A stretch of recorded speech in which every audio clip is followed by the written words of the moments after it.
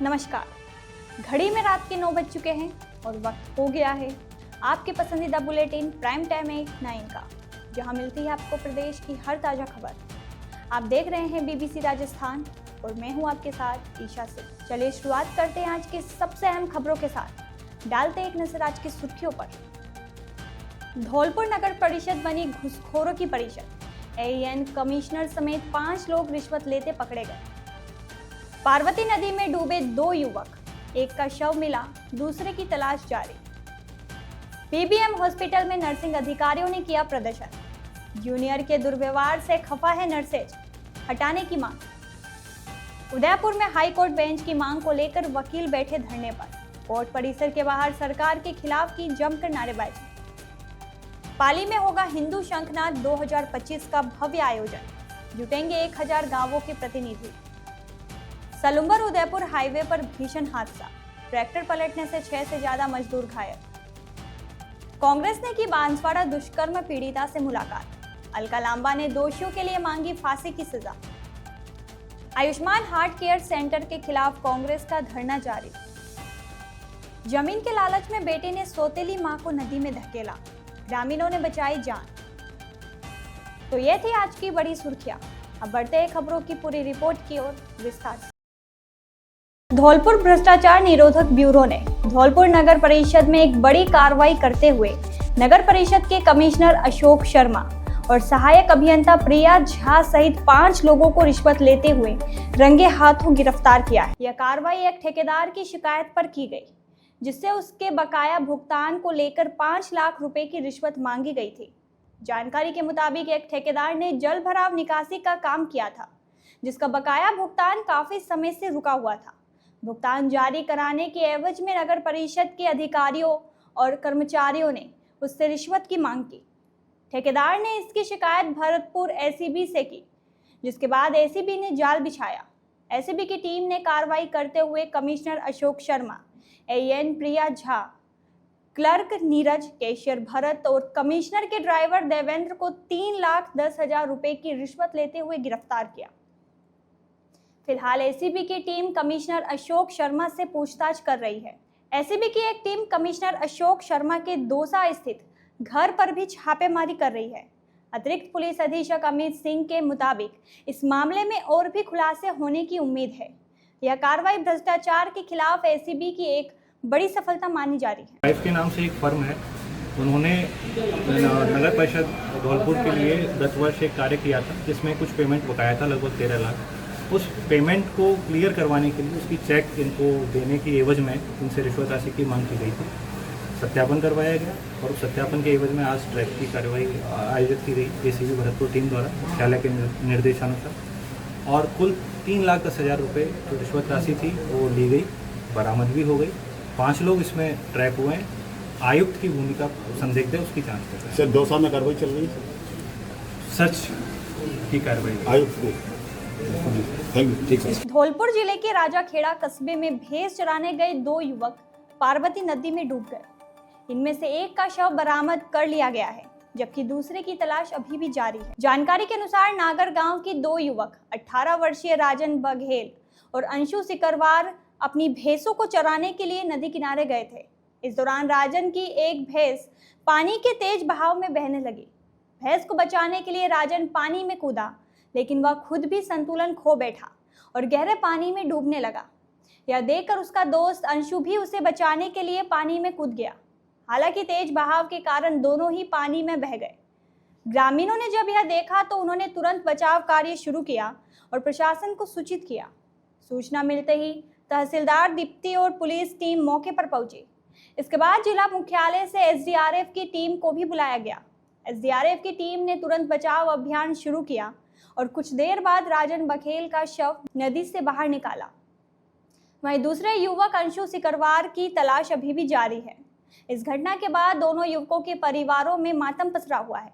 गांव के सरपंच प्रतिनिधि विपेंद्र सिंह ने बताया कि मृतक राजन बघेल अपने 4 भाइयों में से सबसे छोटा था और वह एक दिन पहले ही घर आया था। वही अंशु अपने परिवार में सबसे बड़ा था और अपने पिता के साथ खेती में मदद करता था। अब बच्चे डूब के खत्म हो गए हैं। ग्राम पंचायत नागर में मैं सरपंच प्रतिनिधि ग्राम पंचायत नागर। दो बच्चे थे जो स्कूल की छुट्टी होते ही अपने पशु चराने के लिए इधर आए थे। तो एक का पैर फिसल गया, पैर फिसलने के कारण वो नदी में जाने लगा। तो एक दूसरे बच्चे ने उसे प्रयास किया खींचने का, बाहर निकालने का, तो उस वजह से उसका भी पैर फिसल गया। वो दोनों भाई अंदर चले गए। इसका एक का नाम प्रदेश के बीकानेर में पीबीएम अस्पताल में बड़ा हंगामा खड़ा हो गया जब नर्सिंग अधिकारी गुस्से में आकर प्रदर्शन करने लगे। बताया जा रहा है कि एक यूटीबी जूनियर ने सीनियर के साथ दुर्व्यवहार किया था, जिससे सभी नर्सिंग अधिकारी खफा हो गए और प्रदर्शन करने लगे। जानकारी के अनुसार यूटीबी जूनियर रविंद्र बिश्नोई ने शिशु वार्ड में नर्सिंग अधीक्षक के साथ बदसलूकी की थी। इस बात को लेकर नर्सिंग अधिकारियों में आक्रोश व्याप्त हो गया और वे सभी काम का बहिष्कार करके प्रदर्शन करने लगे। नर्सिंग अधिकारियों की मांग है कि यूटीबी नर्सिंग अधिकारी रविंद्र बिश्नोई को तत्काल हटाया जाए और जब तक उसे नहीं हटाया जाता तब तक आंदोलन जारी रहेगा। सभी नर्सिंग अधिकारी पीबीएम अधीक्षक कार्यालय के बाहर प्रदर्शन करते हुए धरने पर बैठ गए। दूसरी ओर नर्सिंग अधिकारियों के प्रदर्शन और धरने पर बैठे जाने से अस्पताल की व्यवस्थाएं प्रभावित हुई और बाकी कर्मचारियों पर काम का बोझ बढ़ गया। अब देखना यह है कि इस मामले में क्या समझौता होता है और कितनी जल्दी इस पर कार्रवाई होती है। Subhash Chandra PDR nursing department के अंदर सेकंड नर्सिंग अधीक्षक के पद पर तैनात हूँ। कल मैं अपनी ड्यूटी कर रहा था, उसी दौरान पहले फ़ोन करके लगभग 11 बजे के आसपास अपने आप को जो यहाँ का नर्सिंग का अध्यक्ष मानता है, यूटीबी का है, तो वो आके हमारी नर्सिंग अधीक्षक मैडम के साथ ज़ोर ज़ोर से बोलने लगा, टेबल ठोकने लगा, मेरी कुर्सी छीन ली। मेरी कुर्सी से मैंने कहा कि मेरी कुर्सी मेरे को बैठने दो, अब मेरे को बैठने दिया। उसके बाद इनके साथ लगातार बदतमीजी करता रहा और हम जितने भी वहाँ बैठे थे हमने बर्दाश्त किया। लगभग 15-20 मिनट तक हमने बर्दाश्त भी किया, लेकिन हमारी मैडम के ऊपर जब उसने अति कर दी तो हमने इसका बचाव के लिए हमने बचाव के लिए उसके ऊपर हमने कहा कि भी आप जो भी काम आपकी जो भी बात आपको करनी है वो आप अपनी बात आराम से कहें ताकि हम सुन सकें। इससे वो गर्म होकर वो पहले से ही जैसे मैंने कुर्सी मांगी तब वो गर्म हो चुका था पहले ही, उससे पहले ही उसने गर्म होकर मेरे को ऊपर एकदम से हमला कर दिया। एकदम से मेरा चश्मा ही टूट गया, फिर मोबाइल भी गिर गया और पूरी मारपीट की। हालांकि हम तो बर्दाश्त करते रहे और उसके बाद हमने अपना पक्ष जो है प्रशासन के पक्ष रखा है। अब जो हम कार्रवाई चाहते हैं वो ये है कि इस तरह के जो भी लोग हैं जो इस प्रकार से दहशत फैलाते हैं, अपने चैतों को अपनी मनमानी जगह पर पोस्टिंग दिलाना चाहते हैं, उनके साथ प्रशासन पूरी उन पर सख्त कार्रवाई करे, उनको यहाँ से हटा के अन्यत्र कहीं लगाया जाए। ठीक कल वो मतलब 11 बजे मेरे को फ़ोन किया, अभी मैं आ रहा हूँ। मैंने कहा चलो ठीक है, आ रहा है तो बात करने आ रहा होगा, बट वो बात के मूड में नहीं आया था। वो आते ही जोर जोर से वहाँ बोलने लग गया। हमने इनका स्पष्टीकरण कैसे निकाला और ये सारी बातें हमने कहा थोड़ा धीरे बोल रहे सुभाष जी ने, तो वो मतलब खड़ा हो गया, पूरी तरह टेबल पीटने लगा और मेरे ऊपर भी मतलब इस तरह हाथ उठाने की कोशिश की। तो ये आ गए बीच में। किसने हाथ उठाया था? कौन था? रविंद्र बिश्नोई। क्या है यहाँ का? यूटीबी है स्थायी कर्मचारी। क्या कुछ उसने क्या बोला आगे, क्या मारपीट वगैरह कुछ याद वगैरह से कुछ? हाँ जी, हाथापाई की, मारपीट क्या कुछ ऐसा? मैं इनके साथ मारपीट की मतलब हाथापाई हुई है उसकी, और है ना कि उसे काफ़ी लोगों ने सबने दूर करने की कोशिश की, पर वो इनको पूछता आप हो किस पोस्ट पे यहाँ पे, मतलब आप पोस्ट पूछने वाले खुद क्यों कौन होते हो, और एक आप मतलब इसके हिसाब से तो हम यहाँ है सुरक्षित है ऑफिस में, हमारी कोई सुरक्षा ही नहीं है। हम बैठे हैं और वो आके हमारे साथ किस तरह लड़ रहा है, हम तो अपना काम कर रहे हैं बैठे, तो हमारी क्या सुरक्षा है हमें ये बताया जाए। मैं एक महिला हूँ, मैं पूछती हूँ कि मेरी क्या सुरक्षा है, मुझे ये बताया जाए। धक्का मुक्की हुई, मारपीट हुई, सब कुछ हुआ हमारे साथ। क्या हुआ? प्रशासन ने कुछ नहीं किया। प्रशासन से बात हुई आपकी या किसी से बिल्कुल मिले? प्रशासन से भी बात हुई, हमारे कमिश्नर से भी बात हुई, बट अभी तक उसका कुछ नहीं हुआ। हम कार्रवाई चाहते हैं। अब आप क्या मांग आप क्या है मैम? हम इसको हटाया जाए पीटीएम। आगे आगे क्या रहेगा? क्या रहेगा अगर मांग नहीं होते तो? नहीं होती तो चलेगा धरना। ठीक है, नाम हो नाम बताएं। हरमीत कौर। विधि मंत्री अर्जुन राम मेघवाल के बयान के बाद उदयपुर में हाई कोर्ट बेंच की मांग को लेकर आज वकील धरने पर बैठे। कोर्ट परिसर के मुख्य गेट के बाहर धरने पर बैठे वकीलों ने सरकार के खिलाफ नारेबाजी की। उसके बाद में कोर्ट चौराहे पर टायर जलाकर विरोध प्रदर्शन किया। कोर्ट चौराहे से रैली निकालकर शहर के मुख्य दिल्ली गेट चौराहा पर पहुंचे और मानव श्रृंखला बनाकर रोड जाम किया। अधिवक्ताओं ने बताया कि मंत्री अर्जुन राम मेघवाल ने बीकानेर में हाई कोर्ट बेंच की सुखबुगाहट को लेकर बयान दिया। इसी के विरोध में हम आज धरने पर बैठे हैं। उन्होंने यह भी कहा कि हम ना तो जोधपुर के विरोध में है, ना ही बीकानेर के विरोध में, लेकिन सबसे पहले उदयपुर को हाई कोर्ट बेंच मिलनी चाहिए, क्योंकि यहाँ के आदिवासियों के लिए यह सबसे ज़्यादा जरूरी है। पिछले 43 साल से लगातार विरोध कर मांग कर रहे हैं, लेकिन सुनवाई नहीं की जा रही है। जय अग्लिंगनाथ, जय मेवाड़। मैं महासचिव महावीर प्रसाद शर्मा, बार एसोसिएशन उदयपुर। जैसा कि आप लोगों को विदित है कि हमारी 43 वर्षों से काफी लंबी पुरानी मांग है, जो हाई कोर्ट बेंच की स्थापना उदयपुर में लेकर हम वर्षों से 43-44 सालों से संघर्ष कर रहे हैं। और कई बार हम कई मुख्यमंत्री और कई प्रकार के नेताओं से हम मिल चुके हैं, हमारी वार्तालाप हो चुकी है और कई बार उन्होंने हमारे जो वरिष्ठ अधिवक्ता है उनके साथ धोखा किया है। हम पूर्व में हमारे पूर्व विधानसभा अध्यक्ष शांतिलाल जी चपलोत द्वारा आमरण अनशन का भी किया गया था और सरकार द्वारा बड़ी चतुराई से उस अनशन को खत्म कराकर मेवाड़ के अंदर जो हमारे मेवाड़ के लोगों के साथ में जो छुरा घोप कर जो प्रयास किया था, हमारे मेवाड़ के लोगों की एक तरह से हत्या की थी उन्होंने गुमराह कर मेवाड़ वासियों से वोट प्राप्त कर लिए थे। मैं आज इस मंच के माध्यम से आज मैं संपूर्ण राजस्थान की सरकार और केंद्र सरकार, नरेंद्र मोदी जी, अमित शाह जी और केंद्रीय मंत्री अर्जुन राम जी मेघवाल और भारतीय न्याय व्यवस्था के सबसे सर्वोत्तम न्यायमूर्ति उच्च न्यायाधीश चीफ जस्टिस ऑफ इंडिया से मैं निवेदन करता हूं और राजस्थान सरकार और केंद्र सरकार से को यह आगाह करना चाहता हूं कि हमारी 43 साल पुरानी जो मांग है, अगर आप लोगों द्वारा उस पर ध्यान नहीं दिया गया और अन्यथा आप कहीं पर भी कोई हाईकोर्ट खोले, हमें इससे कोई आपत्ति नहीं है, किसी को भी आप, क्योंकि न्याय सस्ता सुलभ ये सरकार का नारा है, तो नारा सार्थक होना चाहिए। 43 वर्षों से जो हमारी मांग है वो मांग हमारी पूरी होनी चाहिए।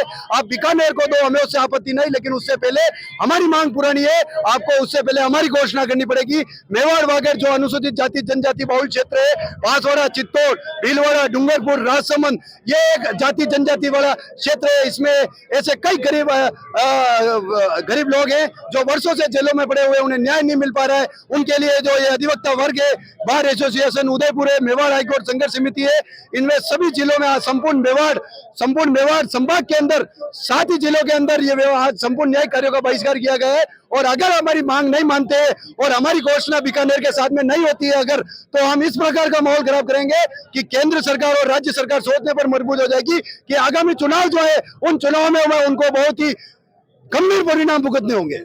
विश्व हिंदू परिषद की पाली इकाई द्वारा 21 सितंबर को हिंदू शंखनाद 2025 का भव्य कार्यक्रम आयोजित किया जाएगा। अनुव्रत नगर में रामलीला मैदान के पास होने वाले इस आयोजन में पाली जिले के करीब 1000 गांवों के प्रतिनिधियों के शामिल होने की उम्मीद है। हिंदू समाज को एकजुट करने का उद्देश्य गुरुवार को सिखवाल भवन कार्यालय में हुई प्रेस वार्ता में विश्व हिंदू परिषद के संगठन मंत्री राजेश पटेल ने बताया कि हिंदू शंखनाद का मुख्य उद्देश्य हिंदू समाज को एकजुट करना और उनमें धार्मिक चेतना जगाना है। उन्होंने कहा कि इस आयोजन में समाज के सभी वर्गों की भागीदारी सुनिश्चित की जाएगी। इस कार्यक्रम में कई प्रमुख हस्तियां शामिल होगी। मुख्य वक्ताओं में साध्वी प्रज्ञा सिंह ठाकुर, साध्वी रितंबरा की शिष्या साध्वी समाहिता दीदी, जैन संत कमल प्रभुसागर जी, विश्व हिंदू परिषद के केंद्रीय सहमंत्री शंकर गायकर और बजरंग दल के राष्ट्रीय संयोजक नीरज जी शामिल होंगे। उदयपुर सलूम्बर मेगा हाईवे पर ओड़ा के पास एक सड़क पर चल रहे रेलिंग के काम के दौरान एक ट्रैक्टर अनियंत्रित होकर पलट गया। हादसे में ट्रैक्टर ट्रॉली में सवार 6 से ज्यादा मजदूर लोहे की भारी रेलिंग के नीचे दब गए। हादसे के बाद मौके पर अफरा तफरी का माहौल बन गया। आसपास के ग्रामीण तुरंत घटनास्थल पर पहुंचे और बड़ी मशक्कत के बाद घायलों को रेलिंग के नीचे से बाहर निकाला। सभी घायल मजदूरों को तुरंत उदयपुर के अस्पताल में रेफर किया गया है। प्रत्यक्षदर्शियों के मुताबिक ट्रैक्टर अचानक असंतुलित होकर पलट गया, जिससे ट्रॉली में रखी लोहे की रेलिंग मजदूरों के ऊपर गिर गई। इस घटना के बाद कुछ देर के लिए हाईवे पर यातायात भी बाधित रहा। हादसे की सूचना मिलने पर जावर माइंस थाना पुलिस मौके पर पहुंची और स्थिति को संभाला। पुलिस ने हाईवे से बाधित यातायात को दोबारा शुरू करवाया और घटना की जांच शुरू कर दी है। भारतीय राष्ट्रीय महिला कांग्रेस की राष्ट्रीय अध्यक्ष अलका लांबा उदयपुर पहुंची, जहां उन्होंने महाराणा भूपाल अस्पताल में भर्ती बांसवाड़ा की दुष्कर्म पीड़िता नाबालिग से मुलाकात की। इस दौरान उन्होंने पीड़िता के परिवार से बातचीत कर उनका हालचाल जाना। अलका लांबा ने इस घटना पर दुख व्यक्त करते हुए कहा कि ऐसे जघन्य अपराधों के दोषियों को सख्त से सख्त सजा मिलनी चाहिए। उन्होंने आरोप लगाया कि सरकार अपराधियों को बचाने की कोशिश कर रही है और पीड़िता के परिवार पर दबाव बना रही है। कांग्रेस नेता ने फास्ट ट्रैक कोर्ट बनाने और बलात्कार के दोषियों को फांसी की सजा देने की मांग की। उन्होंने कहा, जब तक अपराधियों को कठोर दंड नहीं मिलेगा तब तक ऐसे अपराध रुकेंगे नहीं और हमारी बच्चियों में डर बना रहेगा। उन्होंने जोर देकर कहा कि सख्त सजा ही अपराधियों में कानून का डर पैदा कर सकती है। तो फांसी से कम सजा नहीं है। जिस दिन फांसियां दोषियों को होनी शुरू होंगी उस दिन देखिएगा डर का माहौल अपराधियों में होगा। बेटियां नहीं डरेंगी, बेटियों और परिवारों में, समाज में डर का माहौल नहीं होगा। जिस दिन फांसियां होंगी उस दिन आत्मविश्वास बढ़ेगा, उस दिन आत्मविश्वास बढ़ेगा बेटियों का, परिवारों का, क्योंकि पता है अपराध करोगे तो ये सज़ा होती है, लेकिन वो सज़ा नहीं हो रही है। उल्टा अपराधियों के साथ सरकार उन्हें बचाने के लिए खड़ी हो जाती है और पीड़िता परिवार पर दबाव बना रही है। ये राजस्थान में हो रहा है। जी मैम, आप पीड़िता से मुलाकात की, कैसी हालत है, क्या है? देखिए, आज ही मैं 3 दिवसीय दौरे पर राजस्थान आई, उदयपुर।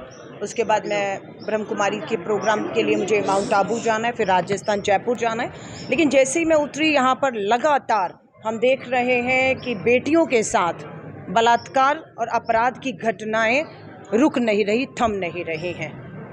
मैं जिस बच्ची को मिलकर आई हूँ उस बच्ची की उम्र मात्र 16 साल है, 12वीं की छात्रा है, साइंस की छात्रा है, आदिवासी बेटी है। 21 अगस्त को उसके साथ जो है वो एक अपराध होता है। मेरे साथ डॉक्टर साहब खड़े हुए हैं, मैं इनका धन्यवाद करती हूँ। मेरे साथ महिला वकील खड़ी है, कानूनी तौर से अपना हेल्थ के मेडिकल के तौर पर कहें, पूरी मेरी महिला कांग्रेस राजनीतिक तौर से करें। इस बच्ची की न्याय की लड़ाई को लड़ेंगे और ये बच्ची एक अकेली नहीं है। पूरे देश में नेशनल क्राइम रिकॉर्ड ब्यूरो का आंकड़ा बताता है कि बलात्कारों में राजस्थान पूरे देश में नंबर 1 पर खड़ा है। इसी अस्पताल में जब हम इस बच्ची से बात कर रहे थे तो डॉक्टर ने बताया कुछ दिन पहले 2 महीने की बेटी के साथ भी उसी के पिता ने गलत काम किया है। ये राजस्थान की पवित्र धरती पर क्या हो रहा है, क्यों हो रहा है, कैसे रुकेगा, कैसे हमारी बेटियां सुरक्षित होंगी? सरकार पर मत छोड़िए, मैं हाथ जोड़कर कहूँगी, सरकार सत्ता की राजनीति कर रही है, डबल इंजन की सरकार है और उन्हें कानूनी काम करना है, सजाएं देनी है। लेकिन ये काम समाज में, मैं कहूँगी डॉक्टर हैं, महिला वकील हैं, हम सब, मैं कहूँगी समाज के लोगों को कहूँगी ये हमारी बेटियाँ हैं, इनके ऊपर हाथ डाला जा रहा है। सामूहिक बलात्कार के मामले इसी साल के 11,000 बेटियों के मामले, इसी साल 11,000 बेटियां हैं जिनके साथ इसी साल बलात्कार और जघन्य अपराध हुआ है और कोर्ट कचहरियों के चक्कर काट रहे हैं। पता किया, महिला आयोग के दफ्तर जाएंगे, पता लगा कि कांग्रेस के शासन के बाद नई महिला आयोग की अध्यक्ष की नियुक्ति नहीं हुई, दफ्तर में तो ताला लगा हुआ है, किसको मिलने जाएंगे? वहाँ पर कितने मामले पेंडिंग पड़े हुए हैं इन बेटी और महिलाओं के अपराध को लेकर। सो हमने ये फैसला किया है, हम इस लड़ाई को न्याय का हक मिलने तक, उस बेटी को हम लोगों ने जो आर्थिक मदद हो सकती थी वो परिवार को करने की हमने कोशिश की, हमने की है। और हम लोग अपना वकील से भी, हमारी महिला वकील खड़ी हैं यहाँ पर, उनसे भी क्या है, इस लड़ाई को हमें जिस स्तर पर भी लड़ना होगा, हम बड़े से बड़ा वकील करना हो, हमें अच्छे से अच्छा इलाज देना हो। इस बच्ची को काउंसलिंग नहीं हो रही है, जो काम सरकार का है कि बच्ची को काउंसलिंग देना है, बच्ची सदमे में है, बच्ची की माँ सदमे में है, वो बहुत ज़्यादा ट्रॉमा से गुजर रही हैं। उनको काउंसलिंग बात करके सदमे से बाहर निकालने की सख्त ज़रूरत है। और ये एक बच्ची नहीं है, मैं फिर कहूँगी ऐसी हज़ारों बेटियां, राजस्थान की बेटियां न्याय मांग रही हैं और अस्पतालों में तड़प रही हैं। मैं आपको कहूँगी जागो जागो। आरोपियों को कड़ी सजा मिले, इसके लिए क्या? देखिए, सज़ा देने का काम किसका है? सरकारों का है। दावे तो किए जाते हैं कि सख्त से सख्त सज़ा होगी, किसको हुई बताइए तो सही। इस राजस्थान की धरती पर नाबालिग बेटियों के सामूहिक बलात्कारों में दोषी करार देने के बाद भी कौन सी फांसी हुई? कब हुई अंतिम फांसी? कहाँ लगी? किसको लगी? कोई उदाहरण नहीं है कि हाँ बलात्कार हुआ, न्याय हुआ, फास्ट ट्रैक कोर्ट में केस चलना चाहिए। किसमें? फास्ट ट्रैक में 2-3 महीनों में सबूत इकट्ठे नहीं किए गए, यानी कि सबूत नष्ट हो गए। तो सबूत जो इकट्ठे किए जाते हैं वो 2-3 महीनों में कर लिए तो कर लिए, वरना नष्ट है। अगर सबूत हैं तो महीनों में फास्ट ट्रैक कोर्ट में मामले चलाकर आपको पीड़िता के परिवार और पीड़िता बेटी को न्याय दिलाना होगा। लेकिन फास्ट ट्रैक में मामले नहीं चल रहे। फास्ट ट्रैक कोर्ट नाम की है, लेकिन मामले 10-10, 12-12 सालों से चल रहे हैं। स्पेशल कोर्ट, ऐसी अदालतें बनी हैं राजस्थान में कितनी है स्पेशल, जिसमें सिर्फ नाबालिग बेटियों के बलात्कार के मामलों को सुना जाएगा और उनको लंबी तारीख पे तारीख नहीं मिलेगी। वो स्पेशल कोर्ट है, वो फास्ट कोर्ट है। लेकिन ना स्पेशल कोर्ट है राजस्थान में, ना फास्ट कोर्ट है, ना वकील मुहैया कराए जा रहे हैं जिस तरह से होने चाहिए। हर तरीके का दबाव केंद्र की जो है सरकार, भाजपा की डबल इंजन की सरकार, बेटियों को न्याय नहीं मिल रहा। हम सिर्फ ये कह रहे हैं और ये न्याय की लड़ाई को अब हमने ठाना है कि भारतीय राष्ट्रीय महिला कांग्रेस की राष्ट्रीय अध्यक्ष हूँ। हमारी यहाँ पर नई हमने अध्यक्ष की नियुक्ति भी की है, सारिका चौधरी जी हैं, लगातार दौरे कर रही हैं। नया संगठन निर्माण चल रहा है, एक एक बेटी का डाटा लिया जाएगा, उनकी डिटेल उनके घरों तक पहुंचा जाएगा। बीकानेर में आयुष्मान हार्ट केयर सेंटर के खिलाफ कांग्रेस का विरोध प्रदर्शन तीसरे दिन भी जारी रहा।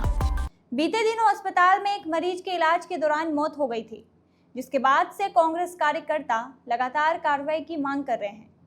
कांग्रेस युवा नेता रामनिवास कुकड़ा ने कहा कि वे पीड़ित परिवार को न्याय दिलाने के लिए लगातार संघर्ष कर रहे हैं। उन्होंने साफ किया कि यह आंदोलन तब तक जारी रहेगा जब तक आयुष्मान अस्पताल के संचालक डॉक्टर BL स्वामी के खिलाफ कोई सख्त कार्रवाई नहीं होती। उन्होंने डॉक्टर स्वामी की गिरफ्तारी और उनके डॉक्टरी लाइसेंस को रद्द करने की मांग की थी। कुकड़ा ने कहा कि अस्पताल प्रशासन की लापरवाही की वजह से मरीज की जान गई है और इसके दोषियों को सजा मिलनी चाहिए ताकि भविष्य में ऐसी घटनाएं ना हो। आज फिर धरना लगा है, क्या कहना चाहिए? बीकानेर के आयुष्मान हार्ट केयर सेंटर और उसके डॉक्टर BL स्वामी के खिलाफ हमारी लड़ाई जारी है। आज हमारे अनिश्चितकालीन धरने का तीसरा दिन था। पिछले 2 दिनों से लगातार जैसे ही हम धरने पर शांतिपूर्ण आकर बैठते, पुलिस हमें गिरफ्तार करके कई दूर थाने में ले जाती, पूरे दिन बिठा के रखती, शाम को बिना जमानत छोड़ते। अगले दिन फिर हम शांतिपूर्ण मार्च करते हुए वापस आके धरने पे बैठते। लेकिन अब कहीं ना कहीं प्रशासन ने इस बात को स्वीकार किया कि हज़ारों परिवारों को न्याय दिलाने की लड़ाई जायज़ है और प्रशासन ने स्थान जो चिन्हित किया है, हम उस बात का विशेष ध्यान रखते हुए आज शांतिपूर्ण तरीके से धरने पर बैठेंगे। हमारी मांग है कि तत्काल प्रभाव से मौत का कुआं कहे जाने वाले इस आयुष्मान हार्ट केयर सेंटर को बंद किया जाए, डॉक्टर BL स्वामी को चिकित्सक पेशे से आजीवन प्रतिबंधित किया जाए और डॉक्टर BL स्वामी के खिलाफ मुकदमा दर्ज करके इसको गिरफ्तार किया जाए। इसकी गिरफ्तारी इसलिए आवश्यक है क्योंकि इस आदमी को चिकित्सक पेशे का ज़्यादा ज्ञान नहीं है। इस आदमी ने हज़ारों घरों को उजाड़ने का काम किया, हज़ारों घरों को लूटने का काम किया। इसलिए हम चाहते हैं कि आने वाले समय में हज़ारों घरों के साथ और लूट नहीं हो, हज़ारों घरों की ओर चिराग नहीं बुझे। इस बात को ख्याल रखते हुए जिन परिवारों का शोषण हुआ है, अन्याय हुआ है, उनको न्याय दिलाने के लिए लड़ाई लड़ रहे हैं। राजसमंद जिले में रिश्तों को शर्मसार करने वाली घटना सामने आई है, जहां एक बेटे ने जमीन के लालच में अपनी सौतेली मां की जान लेने की कोशिश की। ग्रामीणों की सतर्कता से महिला की जान बच पाई। जानकारी के अनुसार राजनगर निवासी शांतिलाल ने अपनी सौतेली मां केशुबाई की जमीन हड़पने के लिए उसे मौत के घाट उतारने का प्लान बनाया। वह केशुबाई को जमीन दिखाने के बहाने भटोली स्थित बनास नदी के पुल पर ले गया। पुल पर पहुंचते ही शांतिलाल ने केशुबाई को धक्का देकर नदी में गिराने की कोशिश की। तभी वहां मौजूद कुछ ग्रामीणों ने यह सब देख लिया। उन्होंने तुरंत महिला को बचाया और आरोपी बेटे की जमकर पिटाई कर दी। इसके बाद ग्रामीणों ने काकरोली थाना पुलिस को सूचना दी। पुलिस ने मौके पर पहुंचकर आरोपी शांतिलाल को हिरासत में ले लिया और आगे की कार्रवाई शुरू कर दी है। ग्रामीणों ने इस घटना पर रोष व्यक्त करते हुए कहा कि जमीन के लिए कोई बेटा इतना गिर सकता है, यह समाज के लिए शर्मनाक है। पुलिस ने मामले की गंभीरता को देखते हुए विस्तृत जांच शुरू कर दी है। तो यह थी आज की बड़ी खबरें। राज्य की हर छोटी बड़ी हलचल को जानने के लिए जुड़िए हमारे साथ रात 9 बजे BBC राजस्थान प्राइम टाइम 8/9 पर। अगर आप भी अपने क्षेत्र, संस्था, समाज या संगठन की खबरें हमारे साथ साझा करना चाहते हैं तो हमसे संपर्क करें 9414102499 पर। और राजस्थान की हर ताज़ा जानकारी के लिए फॉलो करें और सब्सक्राइब करें हमारे इंस्टाग्राम व यूट्यूब चैनल BBC राजस्थान।